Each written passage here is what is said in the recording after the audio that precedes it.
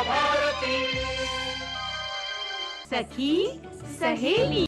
सभी सुनने वालों को चंचल वर्मा का और मंदाकिनी जी जोशी का नमस्कार। कैसी हैं मंदाकिनी जी? मैं बहुत अच्छी हूँ, आप बताइए। मैं भी बहुत अच्छी हूँ। और कुछ मुंबई का जो मौसम है वो थोड़ा सा खुशगवार हो रहा है, मतलब गर्मी से राहत मिल रही है। हालांकि देश के सभी हिस्सों में ऐसा नहीं होगा, हम जानते हैं। कहीं बारिश ने दस्तक दी है, कहीं अभी तक बहुत कहते हैं प्रचंड गर्मी से ही लोग जूझ रहे हैं। तो मौसम अभी मिला जुला सा ही है। बिल्कुल सही कहा कि बात अगर मुंबई की करें तो मुंबई में 2 दिन से मौसम जो है काफ़ी खूबसूरत बना हुआ है और गर्मी से काफ़ी हद तक निजात मिली है। हाँ। लेकिन अगर हम दूसरे शहरों की बात करें, कई जगह गर्मी जो है भीषण गर्मी में तब्दील हो रही है और कई जगह तो अलर्ट भी जारी हो गया है कि आपको किस तरह से गर्मी का बचाव करना बहुत ज़रूरी है, नहीं तो आपके स्वास्थ्य का नुकसान हो सकता है। और गर्मी जो दिनों दिन बढ़ती जा रही है उसका कारण हम ये कह सकते हैं कि जिस तरह से वृक्षों की कटाई हो रही है और पौधारोपण हम करते हैं, लेकिन जिस अनुपात में वृक्ष काटे जाते हैं उस अनुपात में वृक्ष रोपे नहीं जाते हैं। अगर रोप भी दिए गए तो उनको बढ़ने का जो मौका मिलना चाहिए, उनको जो पोषण मिलना चाहिए, वो नहीं मिल पाता है। बिल्कुल सही कहा चंचल। और एक बात और है कि ये एक दिन का काम नहीं है। हमने कितने समय से प्रकृति का दोहन किया है, तो उसका परिणाम हम भुगत रहे हैं ना। आपने देखा होगा कई बार पहाड़ी एरिया में हम जब देखते हैं कि जंगल में आग लग गई है तो पूरे के पूरे जंगल खत्म हो जाते हैं, तो उसके दुष्परिणाम भी तो हमें भुगतने पड़ते हैं ना।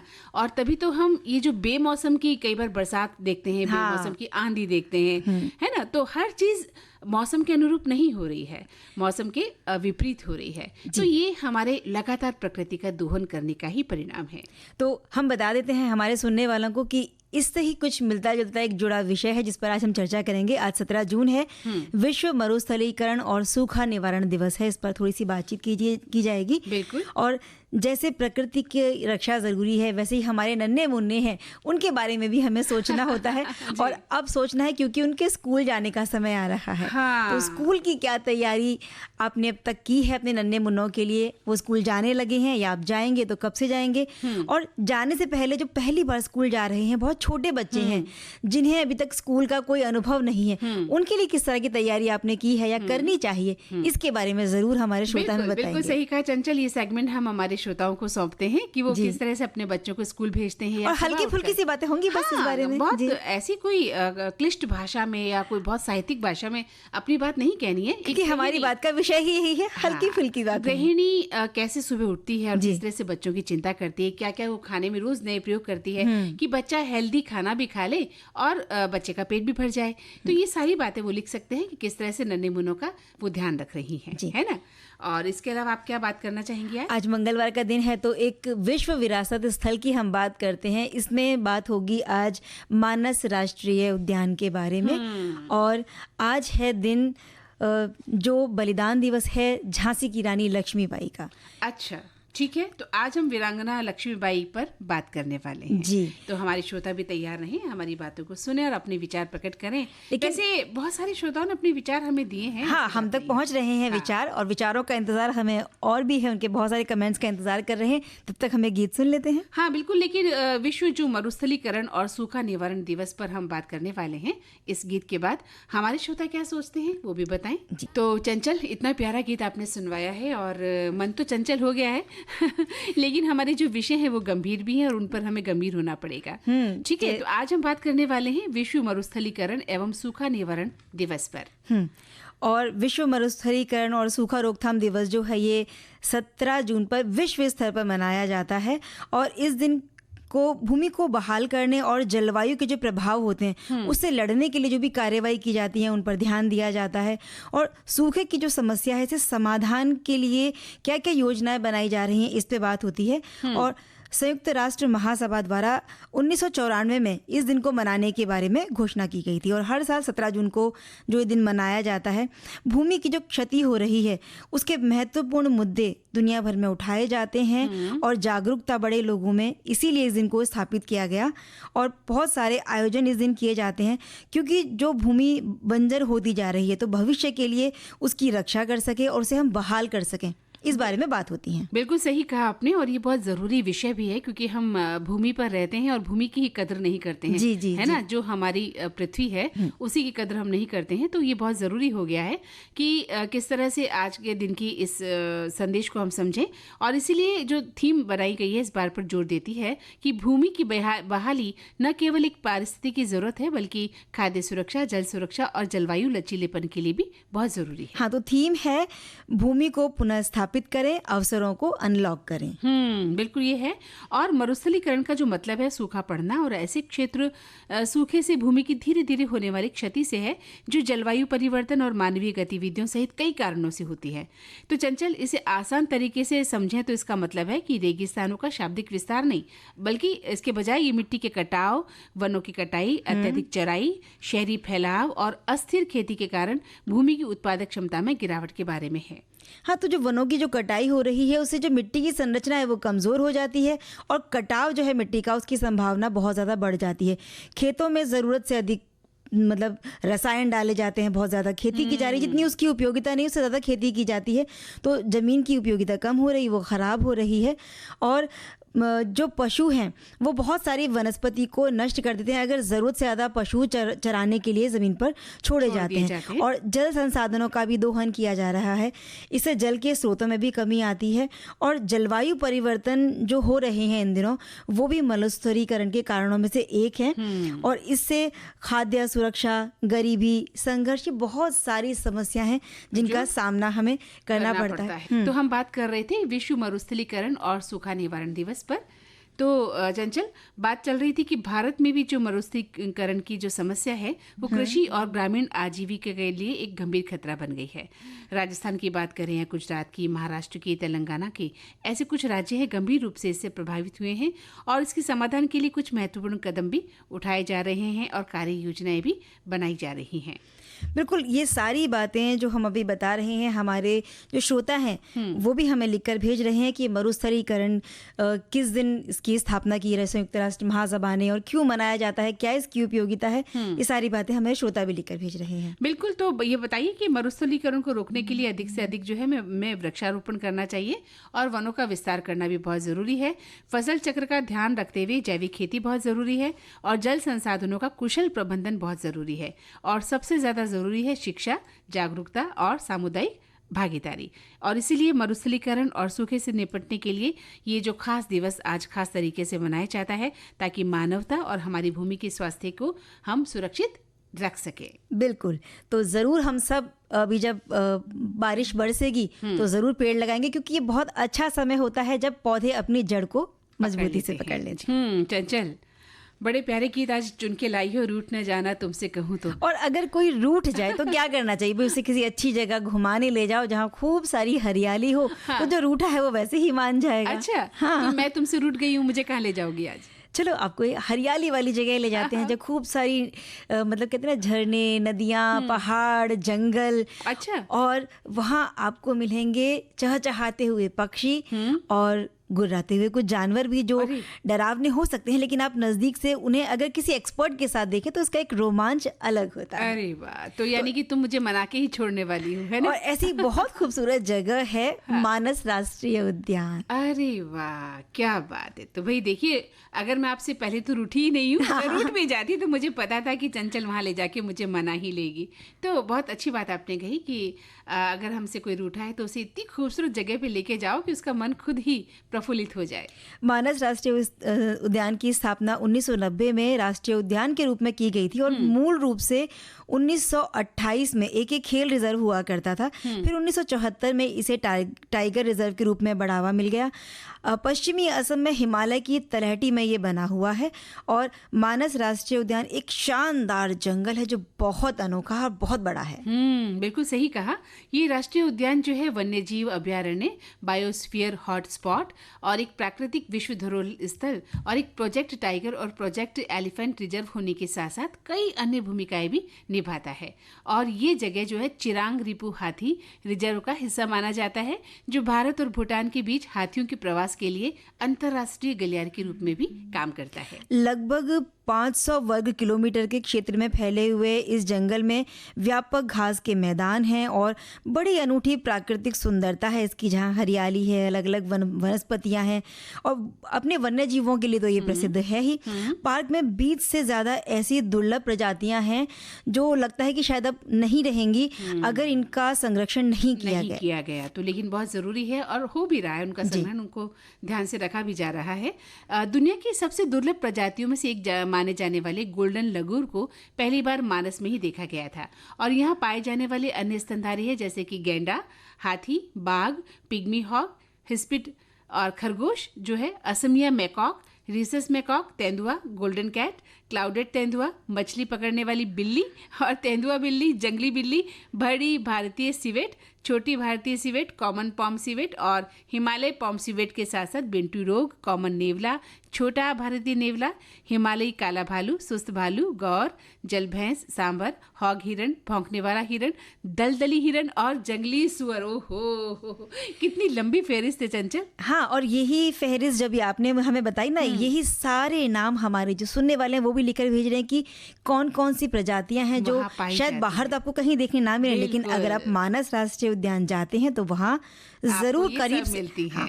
और ये जो राष्ट्रीय उद्यान है गुवाहाटी से अगर आप जाएंगे तो लगभग 150 किलोमीटर की दूर पर बना हुआ है और ये पार्क वन्य जीव जो उत्साही लोग होते हैं या जो प्रकृति प्रेमी हैं और जो रोमांच चाहने वाले लोग होते हैं उनके लिए तो बिल्कुल एक आइडियल जगह है। मानस राष्ट्रीय उद्यान जो है ब्रह्मपुत्र के उत्तरी घाट के पास असम के बक्सा और चिरांग के जंगलों में बना हुआ एक वन्य जीव अभयारण्य है और इसका उद्देश्य है कि प्राकृतिक क्षेत्र जो है वास्तविक रूप जो है इसका वो उसको बनाए रखना है। सबसे बड़ी बात यह है। और मानस नेशनल पार्क में आने वाले पर्यटक जो है रोमांचकारी वन्यजीव सफारी का आनंद भी ले सकते हैं, जहां वे बहुत जानवरों की, विभिन्न प्रकार के जानवरों की दुर्लभ प्रजातियों को देख सकते हैं और पार्क में कई दुर्लभ पक्षी प्रजातियां भी हैं जो इसे पक्षी देखने वालों के लिए एक स्वर्ग जैसा बना देती है। पार्क के बहुत सी जगह है जैसे कि जिनमें घना जंगल है, घास के मैदान हैं और नदी के किनारे के आवास भी हैं और ये सभी जगह प्रकृति की फोटोग्राफी और अन्वेषण के लिए एक मनोरम स्थान प्रदान करती है। हमारे एक सुनने वाले ने लिखा है कि इस पार्क का नाम मानस नदी से लिया गया है। मानस नदी ब्रह्मपुत्र की एक खास सहायक नदी है जो राष्ट्रीय उद्यान के बीच से होकर गुजरती है और इसीलिए इसका नाम मानस राष्ट्रीय उद्यान पड़ा। बहुत अच्छी जानकारी है, तो जानकारी बहुत मिल रही है। लेकिन और यहाँ मैं बताना चाहूंगी चंचल कि कई तरह की सफारी गतिविधियां भी उपलब्ध होती हैं जहाँ पर्यटक के वन्य जीवों के नज़ारे का आनंद भी हम ले सकते हैं। और मैं फिर से एक बार तुमसे नाराज हो गई हूँ। अब क्यों नाराज हो गई? भाई आपको मंदाकिनी कहना था, आपने मंजरी क्यों कहा मुझे? यही देखने के लिए तो, आपको छेड़ने के लिए तो कहा था कि थोड़ा सा रूठ जाइए आप, तो आपको फिर से बनाने के लिए ले जाऊंगी मानस उद्यान। अच्छा, तो आप ही रूठने मनाने का खेल कर रही हैं लगातार। मुझे लगा कि आप मेरा नाम भूल गई हैं और आपने मंजरी को ज्यादा याद कर लिया है। भाई आपको थोड़ा सा जब रूठ जाएंगे तभी तो मनाने में मजा आएगा ना। बिल्कुल सही कहा। तो हमारे श्रोता नहीं रूठ जाएं, उनके जो संदेश हैं वो तो पढ़िए। जी, हमारे एक श्रोता ने बड़ी अच्छी जानकारी भेजी है इस उद्यान को लेते हुए। उन्होंने बताया है कि 1990 में इसे राष्ट्रीय उद्यान घोषित किया गया था। मानस राष्ट्रीय उद्यान हिमालय की तलहटी में बना है जहां इसकी जैव विविधता और सुंदर परिदृश्य अद्वितीय हैं। ये 1973 में टाइगर प्रोजेक्ट के तहत बाघ रिजर्व नेटवर्क में शामिल किए गए पहले रिजर्व में से एक है। बहुत अच्छी जानकारी दी है। और चूंकि हम बात कर रहे हैं आज मानस राष्ट्रीय उद्यान की, तो हम कह रहे थे कि यहाँ पर कई गतिविधियाँ उपलब्ध होती हैं और मानस राष्ट्रीय उद्यान में कई लोकप्रिय आकर्षण भी देखने को मिलते हैं। तो चलिए उनका जिक्र कर लेते हैं चंचल। यहाँ पर वन्य जीव विश्राम है। मानस राष्ट्रीय उद्यान भारत के प्रमुख वन्य जीव आकर्षणों में से एक है और देश और दुनिया के विभिन्न हिस्सों से बहुत बड़ी संख्या में यहाँ पर पर्यटक आते हैं। वन्य जीवों की सुंदरता को देखने के लिए वो आते हैं और इन्हें बनाए रखने के लिए, यहाँ की जो प्राकृतिक सुंदरता है उसे बनाए रखने के लिए बहुत सारे प्रयास भी किए जाते हैं ताकि जो पर्यटक आते हैं वो बढ़ते रहें। और नदी का जो विस्तार है वो दूर तक फैला हुआ है। घास के जो मैदान हैं वो बड़ी लंबाई में फैले हुए हैं। पर्यटकों को ये अपनी तरफ ये जो नज़ारे हैं ना खींच लेते हैं और ऐसा रोमांच पैदा करते हैं ना ये नज़ारे कि वहाँ जाने का जो आनंद है इसे तो अनुभव तभी कर सकते हैं जब आप वहाँ घूमने जाएंगे। बिल्कुल सही कहा। इसके अलावा वहाँ पर हाथी सफारी है और ये जंगल के वनस्पतियों और जीवों को देखने के लिए बांसबाड़ी रेंज भी उपलब्ध है। तो मानस सिर्फ पशु पक्षियों को देखने के लिए नहीं है, बल्कि बाघों को बहुत करीब से देखने के लिए भी, और नदी में राफ्टिंग करने और यहाँ के गाँव में घूमने के लिए भी बहुत मशहूर है। और इस पार्क को बर्ड लाइफ इंटरनेशनल द्वारा एक महत्वपूर्ण पक्षी क्षेत्र के रूप में भी दर्शाया गया है, ताकि लुप्त हो रही दुर्लभ प्रजातियों के रखरखाव को बढ़ावा दिया जा सके। अब जैसे आपने हाथी की सफारी की बात की, ऐसे ही जीप की सफारी भी यहाँ पर होती है इस उद्यान में। तो देखने के लिए जो अन्य विकल्प हैं, जीप की सवारी आपको मिल जाएगी, लेकिन शर्त यही कि इसकी बुकिंग आपको पहले से करके जाना होगा ताकि आपको कोई दिक्कत ना आए। और मानस के जंगलों में जीप सफारी करना बहुत रोमांचकारी अनुभव हो सकता है जो पर्यटक आते हैं उनके लिए, क्योंकि खुली जो जिप्सी होती है इसमें एक बार में 6 पर्यटक बैठ सकते हैं।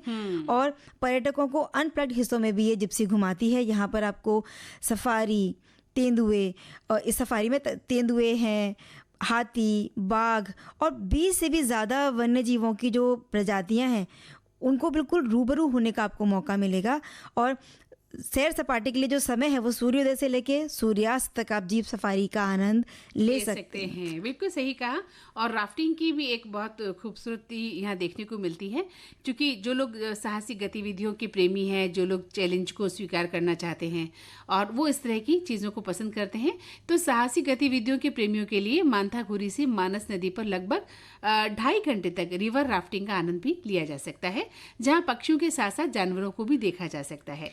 तो ये जो खेल है ना, जैसे राफ्टिंग है, हाथी की सफारी है, ये जब आप अगर जाते हैं ऐसे उद्यानों में घूमने के लिए, तो इनमें थोड़ा सा जोखिम से बचने के लिए जो एक्सपर्ट्स की टीम होती है, आप उसी को हायर करके जाइए, पहले से बुकिंग कर लीजिए। कई बार जब बहुत ज़्यादा पर्यटक आते हैं, भीड़ बहुत होती है, तो बहुत सारे ऐसे लोग भी होते होंगे जो शायद ट्रेंड गाइड नहीं है या जिनके पास कोई लाइसेंस नहीं है, रजिस्टर्ड नहीं है वो इस चीज़ के लिए, और अगर आप उनके झांसे में आ जाएंगे तो हो सकता है कि आपके लिए कोई जोखिम हो जाए। तो इन चीज़ों से सचेत और सावधान रहना बहुत ज़रूरी है। बिल्कुल सही कहा, क्योंकि यहाँ पर नदी है, जंगल है, जंगली जानवर हैं। इस तरह की जो है दुर्घटनाएं ऐसी ही जगहों पर कई बार घट भी जाती हैं। तो अति उत्साह में नहीं जाएं, उत्साह लेकर जाएं, लेकिन ध्यान से जाएं, है ना। तो मानस नेशनल पार्क में यात्रा करने का अगर आपका मन बन ही गया है तो साल भर में कभी भी आप जा सकते हैं, लेकिन अगर सबसे अच्छा समय चुनना है तो अक्टूबर से मार्च के महीने में आप जा सकते हैं। और इस समय के दौरान वहाँ मौसम बहुत सुंदर होता है, और इस समय के दौरान ही पार्क में जीव जंतुओं का भी सबसे ज्यादा जमावड़ा भी होता है। तो भारी बारिश के कारण मानसून के मौसम में यहाँ आना मना है, और गर्मियों में यहाँ जाना संभव है, तो लेकिन गर्मी और उमस भरा जो माहौल आपको परेशान कर देता है। बिल्कुल, अगर मजा लेना है तो मानसून को थोड़ा सा आप रुक जाइए, उसके बाद जाइएगा। अक्टूबर के बाद मार्च अप्रैल तक का बहुत अच्छा मौसम मिलेगा आपको। और जब भी ऐसी जगह पर जाते हैं घूमने फिरने के लिए, खासतौर पर अगर आप सफारी के लिए जा रहे हैं तो बुकिंग पहले से कर लीजिएगा। और उपलब्धता, क्योंकि हो सकता है ना कि जो सीज़न का टाइम होता है वहाँ बहुत सीमित उपलब्धता होती है, तो बुकिंग कर लेंगे तो आपको दिक्कत नहीं आएगी। आरामदायक कपड़े पहनकर जाइए जो वातावरण से मेल खाते हों, और फिर जूतों का चुनाव भी ऐसा करें कि आपको घूमने फिरने में दिक्कत ना आए। और क्योंकि ऐसी जगह पर कीड़े मकोड़े भी हो सकते हैं, धूप बहुत हो सकती है, तो सनस्क्रीन, धूप का चश्मा, टोपी, कीटनाशक दवाएं, दर्द निवारक दवाएं, ये कुछ चीज़ें हैं जिन्हें अगर आप साथ रखेंगे तो यात्रा में बहुत आसानी हो जाएगी रहेगी। और अगर आपके साथ बच्चे हैं तो फिर आपको और भी ज़्यादा ध्यान रखना है, क्योंकि उनका स्वास्थ्य पहले है। कई बार बच्चों की तबीयत खराब भी हो जाती है, तो अपने साथ एक किट रख लें, मेडिसिन जो कि मेडिकल किट है वो रखे जाइए, और पूरा ध्यान रखिए खाने पीने का और मौज मस्ती का। और आज क्योंकि हम याद कर रहे हैं वीरांगना लक्ष्मीबाई को, आज उनका बलिदान दिवस है, झांसी की रानी के नाम से जिन्हें जाना जाता है, और महिला सशक्तिकरण का ये एक अतुलनीय उदाहरण है। बिल्कुल। और इनका आज बलिदान दिवस है। 1857 की जो क्रांति हुई, जो संग्राम हुआ, उसकी वो महान वीरांगना थी। और हम गर्व से ये कह सकते हैं कि भारत को अंग्रेज़ों की गुलामी से आज़ादी दिलाने के लिए जो पहला स्वतंत्रता संग्राम हुआ था, उसमें एक महिला भी बहुत बड़ी भागीदार रही थी। इस लड़ाई को अंग्रेज सिपाहियों के खिलाफ विद्रोह भी कहा जाता है। इस आंदोलन का नेतृत्व झांसी की रानी लक्ष्मीबाई ने किया, जिन्होंने बहुत छोटी उम्र में ही नाक में दम करके रख दिया था अंग्रेजों के। बिल्कुल सही कहा चंचल। और अपने जीवन की आखिरी लड़ाई में वो आखिरी दिन पर वीरता की ऐसी अनोखी कहानी लिख गई जो सदियों तक याद की जाती है। उन्होंने अंग्रेजों के खिलाफ बहादुरी से लड़ाई लड़ी और झांसी की रक्षा के लिए अपने प्राणों की आहुति भी दे दी। उनकी वीर गाथा इतिहास के पन्नों में दर्ज है, और उनकी वीरता की कहानी हर बच्चे की जुबानी सुनाई जाती है, ताकि वो उनकी तरह साहसी और वीर बने। हमारे एक श्रोता ने लिखा है, खूब लड़ी मर्दानी वो तो झांसी वाली रानी थी। लक्ष्मीबाई को उनकी पुण्यतिथि पर शत शत नमन। उनकी कुर्बानी को हम आज भी याद करते हैं। वो सब हमारी आंखों में आंसू आ जाते हैं उन्हें याद करते हैं। वो हमारे लिए एक प्रेरणा का स्रोत हैं। हम सभी महिलाओं के लिए रानी लक्ष्मीबाई के जीवन से हमें प्रेरणा लेनी चाहिए और उनकी तरह देश के लिए कुछ बहुत बड़ा नहीं लेकिन छोटे कदम उठाकर भी अपनी जिम्मेदारियों को पूरा करना चाहिए। एक बार फिर से उनको पुण्यतिथि पर नमन। बिल्कुल सही लिखा हमारे श्रोताओं ने। और देखा जाए तो अपनी बेटियों को साहस और वीरता की कहानियां सुनानी चाहिए रानी लक्ष्मीबाई की, ताकि जो हमारी बेटियां हैं वो इसी तरह वीरता का वर्णन कर सकें। तो 19 नवंबर 1828 को रानी लक्ष्मीबाई का जन्म बनारस में रहने वाले एक मराठी परिवार में पिता मोरोपंत तांबे और माता भागीरथी बाई के यहाँ हुआ था। और उनके बचपन का नाम मणिकर्णिका था और प्यार से सब उन्हें मनु बुलाते थे। जब वो 4 साल की थी तभी उनकी माँ का निधन हो गया था। 1842 में उनका विवाह झांसी के महाराजा गंगाधर राव नेवलकर से हुआ। लक्ष्मीबाई ये नाम उनको शादी के बाद दिया गया था। विवाह के बाद जब उन्हें संतान हुई तो महज 4 महीने की छोटी सी आयु में ही उनके पुत्र का देहांत हो गया और शादी के 11 साल बाद उनके पति ने भी उनका साथ छोड़ दिया, मतलब उनका निधन हो गया। पति और बेटे को जब उन्होंने खो दिया तो लक्ष्मीबाई ने अपने साम्राज्य को वारिस देने के लिए महाराज गंगाधर के चचेरे भाई दामोदर को अपना दत्तक पुत्र बना लिया। और राजा गंगाधर राव की मृत्यु के बाद अंग्रेजों ने झांसी पर कब्जा करने की कोशिश की, क्योंकि उनके कोई जीवित पुत्र नहीं था। तो अंग्रेजों ने उनके इस गोद में लिए हुए पुत्र दामोदर को झांसी का उत्तराधिकारी मानने से इनकार कर दिया था और लक्ष्मीबाई के खिलाफ हो गए। उन्होंने झांसी का किला अंग्रेजी हुकूमत के हवाले करने को कहा और जब उन्होंने हवाले करने को कहा तो उन्होंने बात मानी नहीं और खुद ही झांसी की राजगद्दी संभाल ली। अंग्रेजों के खिलाफ संघर्ष शुरू कर दिया। ब्रिटिश अधिकारी सर यूरोज के नेतृत्व में झांसी की घेराबंदी की गई और हमला कर दिया गया। झांसी की रानी लक्ष्मीबाई जो थी उन्होंने सेना का नेतृत्व किया और किलेबंदी की और मजबूत सेना का गठन भी किया। बिल्कुल। और झांसी की सेना ने अंग्रेजी सैनिकों का डट कर सामना किया, बहादुरी से लड़ाई लड़ी। रानी किसी तरह किले की सुरक्षा करती रही, लेकिन अंग्रेजों ने झांसी के किले पर भारी गोलाबारी कर दी और इसी तरह अंग्रेजी सेना ने किले में घुसपैठ की और अपना कब्जा कर लिया था। रानी